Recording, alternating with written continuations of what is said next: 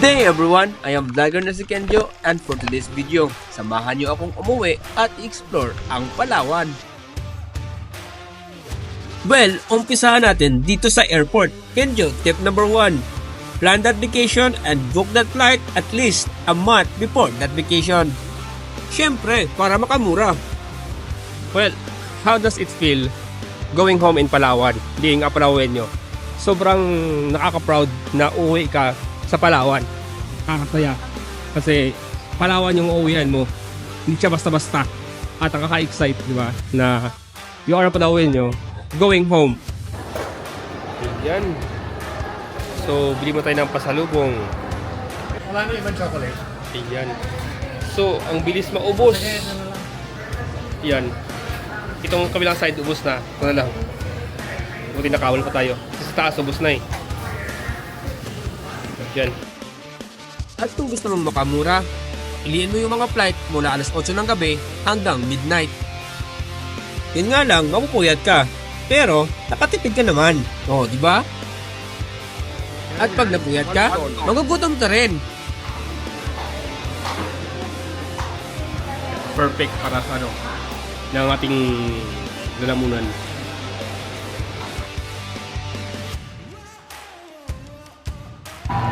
So, ayun, the usual. Dali yung flight. Yung flight na alas 9, naging alas 11.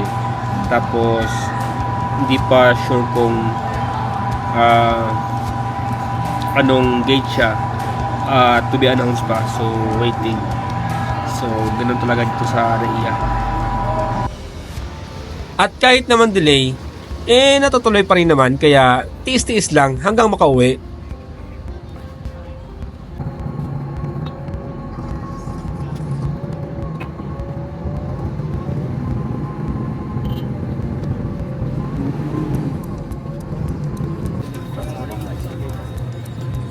Ayan. So, 48.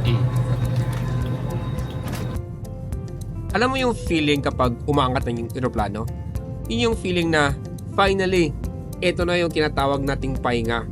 Na finally, makapag-relax at iiwanan mo yung napaka-congested na lugar at yung pollution at for a moment, you will say, hello, the world's best island. Napaka-excited na parang gusto mo na lang mag-land agad yung eroplano tapos Palawan na. Isang oras lang naman ang biyahe galing ng Maynila kaya hindi ka mainip. Time check, 1:30 ng madaling araw kami lumapag ng Puerto Princesa. Kaya sa mga ganitong oras, wala nang van na bumibiyahe papuntang norte. Kaya magugutom ka ulit. Ayun, man delegate. 25.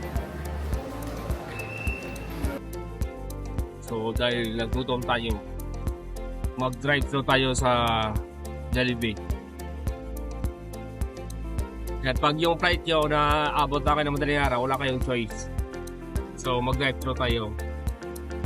Thru kayo pumunta ng Irawan Terminal. Baba ko na yung pila. Ayan. Pero usually, magkano talaga yung single papuntang Irawan? Ano talaga yun? Talaga pag umaga si 300 diesel. Okay. Okay. Ano option na? Sito. Tapos, drinks. Ang drinks is, yun, pineapple na large. Alex po, sir. Ha? 226 Dito pa magbabayad o sa kabila? Dito na po, sir. Ganun ba lang? So, ibig sabihin po, hindi lahat ng ng foreigner, Galaxy. galante. Oo. So, may mga karamihan ng mga foreigner din na talagang kurikot. Oo. Alos, baratin yung servisyo nyo o yung pamatahe. Oo na. Ilang ka mataas na sakala isang daan? 100? Oo. Ngayon pag sa mga bayan-bayan dito sa, ano po, itong main, dito sa Avenue. Magpahatid yan ng mga, kahit mga ano, pinakamataas na isang daan, jet, tatlo yan sila o dalawa. Oh? Ha? Tapos, paano yan? Lumalaban kayo sa kanila o ano? Siyempre yung laban na mo na lang kasi isang daan na rin yun, di ba? Kaysa mag-ikot-ikot ko, wala kang kain. Pumapayag na kayo ng ganun. Oo. Ay, shuttle fan tayo na. Pero may mga nakakita rin kasi ako ng mga... Nandito na po tayo ngayon sa terminal po ng bagong terminal po ng Puerto Princesa. Alas 2 20 ng madaling araw. Wala pong katao-tao dito. Kami lang po, dalawa ni sir. Ayan. Pero biyahe niya po is papuntang Rizal. Ako po papuntang Taytay. So, makita nyo. Ayan. Ganyan po katahimik yung Puerto Princesa sa gabi. Puro aso lang po yung nakatambay dito. Ayan.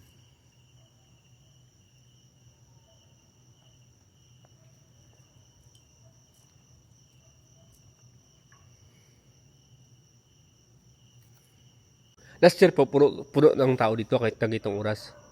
Oo, noong nakaraang taon. Nakaraang taon. Saan po kayo galing? Kasi Baguio ako. Baguio Palawan ako. Baguio Palawan ganun. Baguio? Oo. Baguio City? Oo, Baguio City. Pagdating ko, shit, nasaan yung mga tao dito na dito? Busy sila. Busy sila tulog. Yung mga tao kasi dito sa Palawan, yung moto nila, mas masarap matulog sa gabi kaysa magpayaman. Kaya tingnan nyo, walang katao-tao.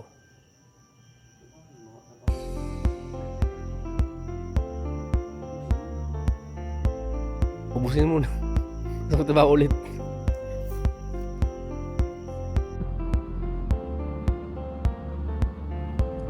Mag-alas 4 ng umaga ako nakasakay ng van papuntang norte.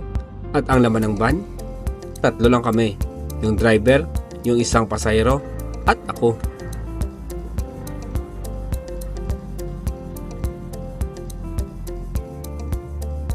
Ayan.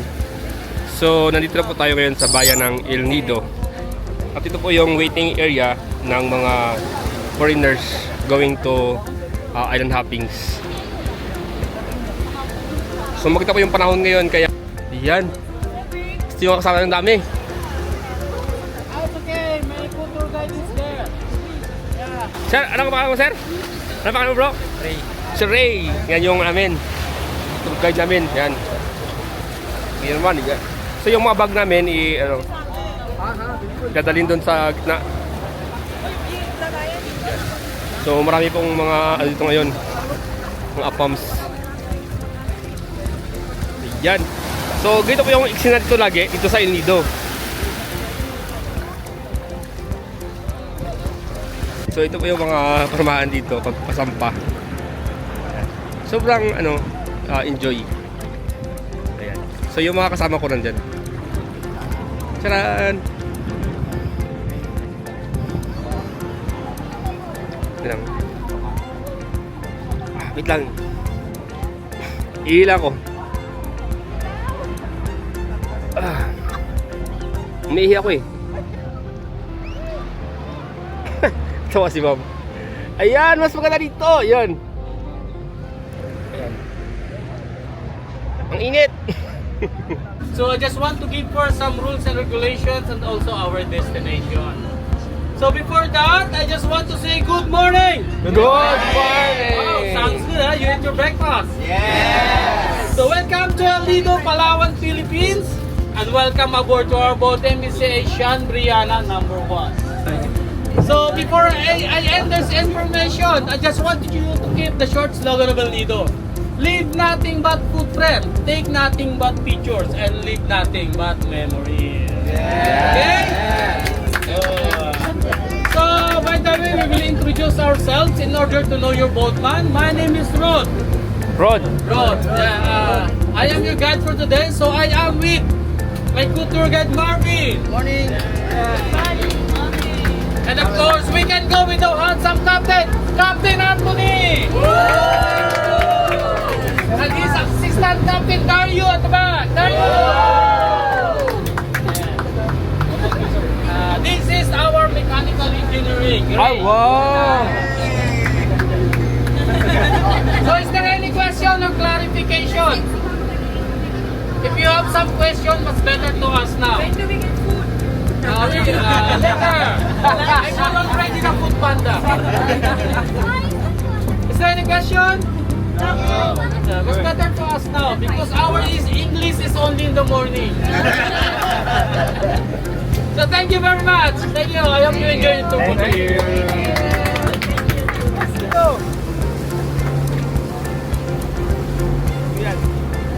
Ito yung Canlao Island. The highest peak in El Nido. So yun naman po yung Helicopter Island. Marunong ba na magpugi ito eh? Ayan. Helicopter Island, Canlao Island. Tapos saan yung ano? Saan yung Biglagon? Lagon, Doon. Doon yung unang destination natin.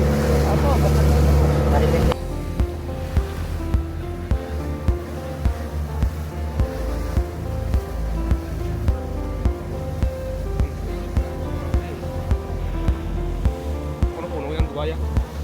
Puno-puno At na. habang bumibiyahe, perfect time naman ito para mag-video at photoshoots na game na ginagawa ng mga kasama naming foreigner. Yung mga tour guide po dito sa El Nido, mga ano din, mga expert na mga photographer yan, videographer. Yan, lahat ng mga shots. Kasama na yan sa talenti nila. Oh, di ba? Buhay yan, buhay.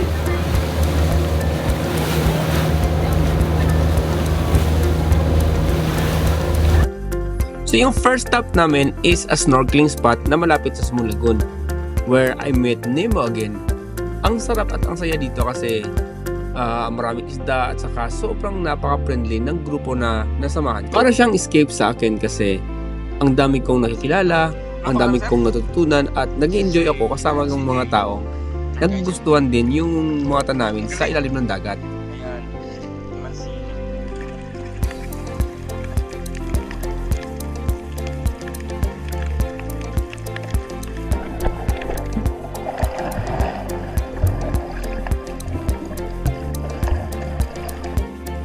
At pagkatapos ng snorkeling, ito na ang pinakamasarap na portion ng island hopping. Of course, it's lunchtime! O, di ba ang saya kasi yung lunchtime nyo is prepared in an island. Tapos dito na-experience ko na kahit na hindi kayo magkakasama sa barko, tapos kumuha ka ng food sa mesa nila, ay hindi naman nila napapansin. At ang saya kasi they're sharing their food, tapos tinatawag ka pa nila.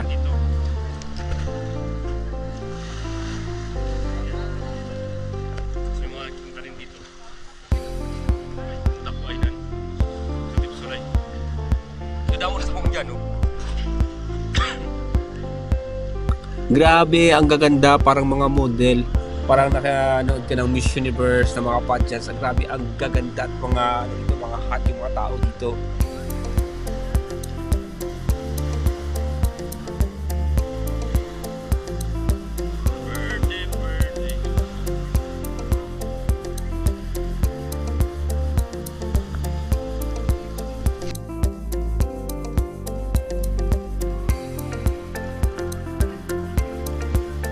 At pagkatapos ng lunchtime may pakiskis pa sila, heto na pa kami ngayon sa Big Lagoon.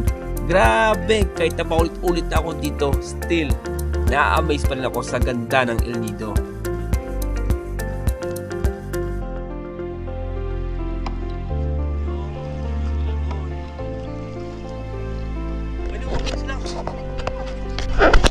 Ayan. So this is heaven on earth.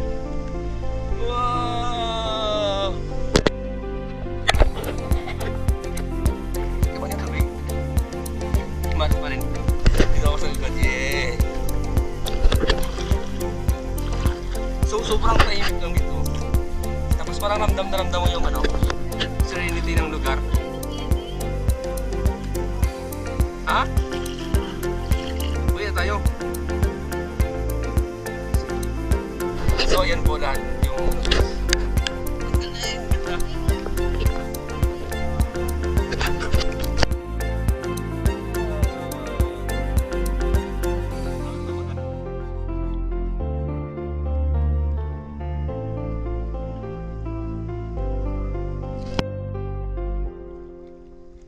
So ito po yung Big Lagoon. Tapos may portion siya na mababaw.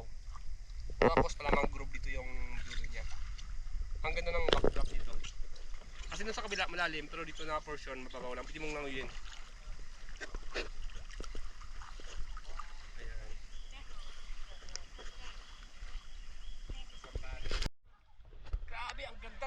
ano, ito yung Big Lagoon. Basta yung mga kasama namin, no? They are from US.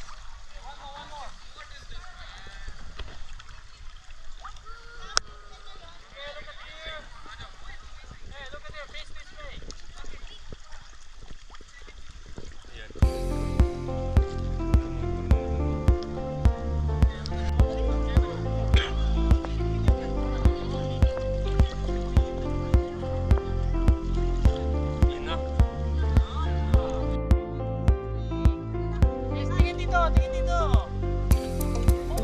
At ito na nga yung last stop namin, ang Seven Commandos. Alam mo, minsan kailangan mo rin ng pahinga. Kailangan mong magbakasyon, mag-unwind, dahil there's something inside you na nag-heal tuwing travel ka. Ang dami mong nakikilala, ang dami mong namimit, at you are gaining more knowledge about them. At ang sarap at ang saya na makapagbakasyon. Kaya every once in my vacation, talagang I took time para mag-enjoy alone with other people.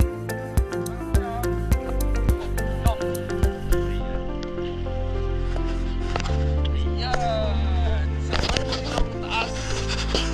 Welcome to Elino! Ayan. So, ano po,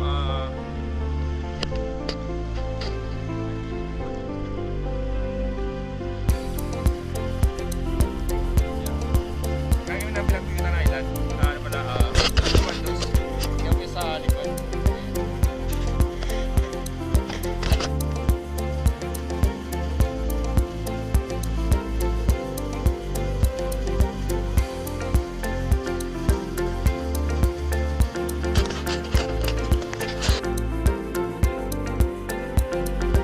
Uwi na po ngayon. Uwi na. Ayan.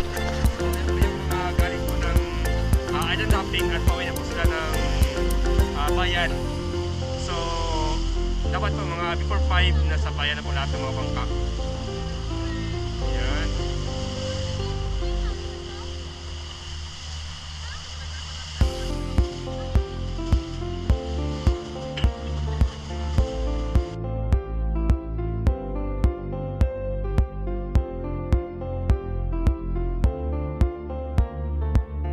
At hanggang dito lang muna tayo mga kababayan. Hanggang sa susunod, sana nag-enjoy po tayo sa ating pamamasyal at panonood na rin sa mga kasama kong nagpapapicture.